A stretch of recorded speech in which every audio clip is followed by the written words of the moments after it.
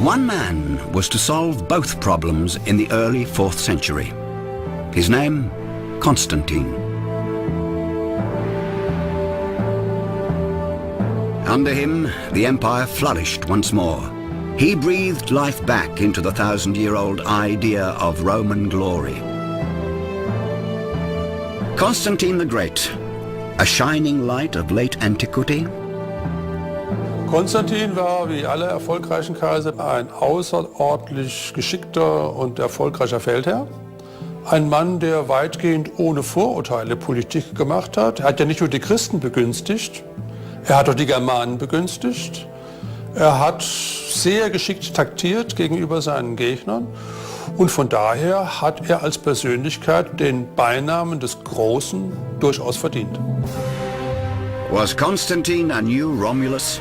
He too would surely have had no scruples about killing his own brother to gain power. Konstantin ist sicherlich ein ehrgeiziger und man kann auch sagen machtbesessener Politiker gewesen, der keine Konkurrenz neben sich duldete. Und er hat sicherlich in einem Umkreis gelebt, der ihm die Fähigkeit vermittelt hat, also selbst in die Herrschaft einzutreten. Constantine, the victorious commander from Gaul, wanted to rule single-handedly. Had not Romulus, the founder of Rome, wanted the same? From the beginning, the Roman principle had been all or nothing. And the situation now was just as it had been then. A rival made a bid for the leadership, Maxentius. Maxentius kennen wir kaum. Er hat aber sehr viel stärker noch in der altrömischen Tradition gestanden, war legitimiert durch seinen Vater, genauso wie Konstantin auch, aber er war eben militärisch Konstantin einfach nicht gewachsen. Constantine had a flair for the dramatic. He sought and found a miracle that gave him and his troops the strength to take on the superior forces of Maxentius. It is said that in the glaring sunlight on the morning of battle, he saw the sign of Christ in the sky. The cross, representing the ancient Greek chi, stood for the beginning of the name Christos. And in antiquity, the P represented the letter R. To the Romans, it was clear who these initials referred to: Christ. Träume und Erscheinungen sind in der Zeit Konstantins des Großen wichtige Kommunikationsfaktoren in einer Welt, die die modernen Kommunikationsmedien nicht kannte. Wollte ein Kaiser etwas Besonderes zum Ausdruck bringen, so ließ sich das mittels eines Traums oder einer Erscheinung zum Ausdruck bringen. In diesem Kontext gehört die berühmte Erscheinung Konstantins vor der Schlacht an der Milvischen Burg. Constantine quickly had the symbol of the Christian God painted on his shield, a rite that would have spurred on all his soldiers and not only the Christians among them. With this act, he made the persecuted faith acceptable. Konstantin ist der Geburtshelfer der christlichen Religion, da gibt es gar keinen Zweifel. Von daher war Konstantin so eine Art Gottsuchertyp und hat dann eben 312 dieses Experiment gemacht. Was passiert, wenn ich den Christengott anrufe, gewinne ich dann die Schlacht oder nicht? Und damit war klar, welche Religion die richtige ist. The sign of Christ on the Roman shields marked the turning point for what would become a world religion. Christianity, bloodily persecuted for over 3 centuries, was now to help the emperor to victory. Constantine's turnabout was complete. Was it a trick? A piece of cold-blooded calculation? Or a genuine conversion? Gleichgültig, was er nun wirklich gesehen hat, gleichgültig, wie seine Vision aussah und gleichgültig, wie wir heute zu dieser Vision stehen, eines ist deutlich: Diese Schlacht ist geschlagen worden mit Unterstützung des Christengottes. So hat das auch Konstantin aufgefasst und Konstantin hat sich diesem Gott nun wiederum verpflichtet gefühlt. The die was cast at the Tiber, just as it had been 1,000 years before when Romulus killed Remus. Once again, it was Roman versus Roman, in a fratricidal war that brought out the Roman fighting spirit, with its unrelenting drive to win. its belief that power is owed to the strong, its imperative to reach a clear decision. Everything seemed the same as ever. But one thing was new. This time, the Christian God was fighting too.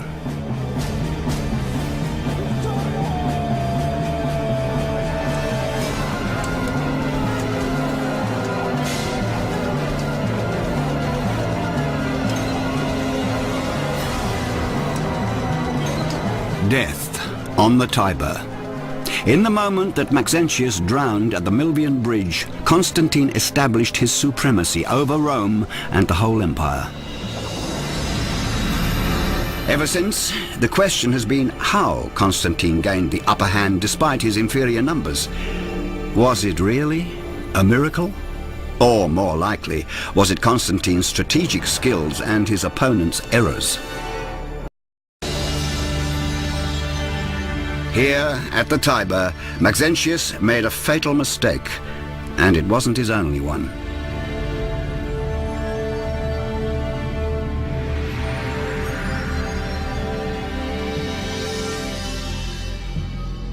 He had already taken his troops out of the safety of Rome a few hours before the battle. He would have been in a much more secure position behind the reinforced Aurelian Wall. But Maxentius voluntarily left his cover. Supposedly guided by a prophecy, he rode out to meet his enemy.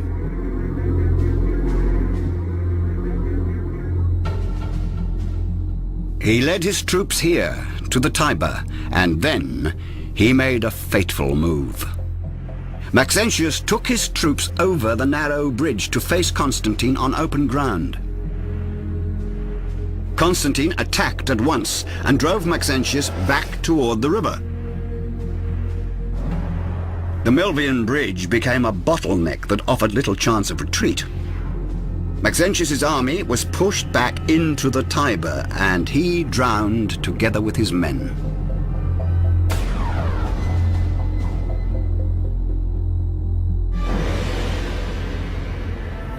Constantine's victory began a new era for the empire. A new capital city marked the change, Constantinople, 1,300 kilometers east of Rome. In this new Rome, it was churches that rose to the sky. Like the Hagia Sophia, the Church of Holy Wisdom, they were impressive witnesses to the new faith. The city on the Bosphorus offered strategic advantages. It was protected by a massive city wall and by the sea. Remnants of the fortifications can still be seen today. For centuries, enemies attacked the city, and in 1452 it finally fell to the Muslims. But for 1,000 years, Constantine's dream of a new Christian Rome survived and prospered. The dream of a city dedicated to the Christian God alone, a gift to Christ and the saints. These new churches were built like magnificent palaces. For as the emperor ruled the world, Christ was emperor of earth and heaven.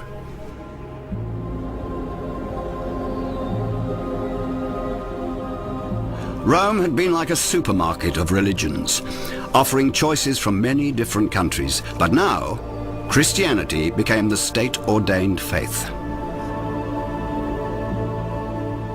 Damit beginnt die christliche Geschichte des Imperium Romanum, und das ist sicherlich ein Einschnitt von erheblicher politischer und religionsgeschichtlicher Bedeutung.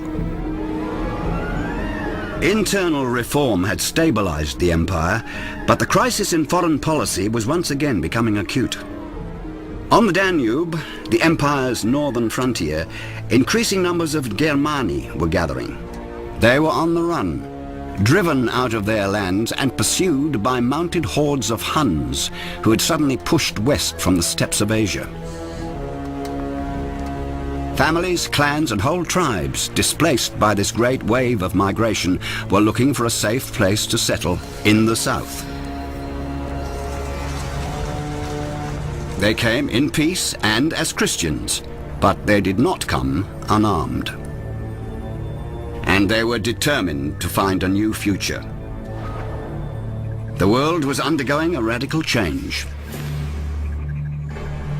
And here, 200 kilometers from Constantinople, is where all was decided. It is the story of a failed policy of integration. In 376 AD, Fritigern, leader of the Germani, entered the splendid palace of the Roman Emperor Valens. He asked that he and his people be allowed to settle on Roman soil. Valens was not disinclined to agree, but he had one condition. The Germanic settlers were to come unarmed. To their leader, this was a dire insult. They too were Christians, he argued. Their swords would do Rome more good than harm. Valens gave the answer that was to determine the course of history. Let them come, these Germanic Christians. Kaiser Valens hat die Germanen über die Donau gelassen, weil es in langer römischer Tradition stand, dass man hilfesuchende Barbaren im Römischen Reich aufnahm. Der einzige Unterschied ist, dass die Goten damals im Jahre 376 in solchen Massen an der Donau standen, dass der Kaiser das eigentlich auch nicht wissen konnte, was da alles kommt. Und nachdem er einmal Ja gesagt hat, nachdem die Tür einmal auf war, hat er sie nicht mehr zugekriegt. The old Roman nightmare now became a reality. The influx from beyond the Danube was too much for the Romans. There was xenophobia, raids, skirmishes, and finally, guerrilla warfare. Not far from the new capital of the empire, in present-day Kosovo, the Germanic tribes fought for and won the right to settle, regardless of what the Romans wanted. The eastern part of the empire was now cut off from the western. The empire was disintegrating.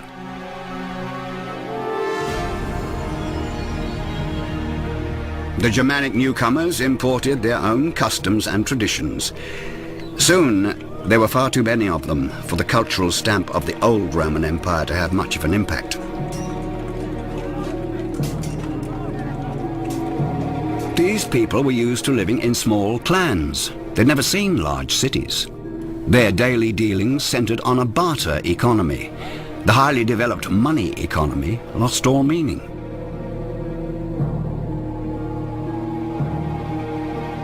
Beset by the Germanic tribes, the universal empire fell apart. Die Germanen haben sich jahrhundertelang integriert.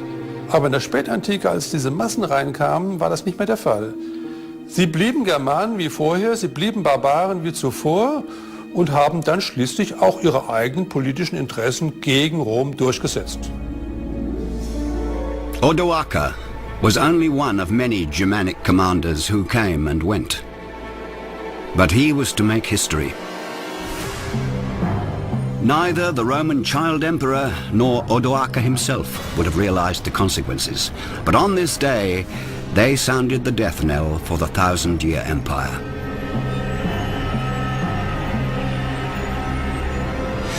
Man könnte sagen, was Odoacer sucht, ist einfach Land für seine Soldaten, und er sieht dieses Restrom, dieses reströmische Reich in Italien nur noch als ein Gebilde, das der Versorgung seiner Soldaten dienen soll. Die Leute auf dem Dorf haben davon nichts gemerkt, nicht wahr? Die Truppen haben es gemerkt, weil also kein Sold mehr aus Rom kam. Aber die Truppen waren ohnehin Germanen, die gewohnt waren zu nehmen, was ihnen gefiel. Und von daher hat sich das sehr langsam herumgesprochen, also in den übrigen Provinzen, dass eben keine zentrale Verwaltung mehr existierte. The roads that had once led to Rome fell into disrepair, and at some stage, no one knew how to build a road anymore, or how to rule an empire. It was a slow but sure decline. Das Römische Reich ging nicht von heute auf morgen unter. Was sich beobachten lässt, ist ein langer Ablösungsprozess, antike Tradition, ein Übergang dieser antike Tradition in eine neue Gesellschaftsstruktur, die das frühmittelalterliche Europa herausbildete. Insofern würde ich weniger von Untergang, sondern von Übergang der antiken Kultur in eine sich embryonal gestaltenden europäischen Kultur. The ruins of Rome are, in reality, building blocks. Building blocks for Europe. Building blocks for the modern world. Even though Rome fell, much of its culture survived, including the idea of a Europe without borders.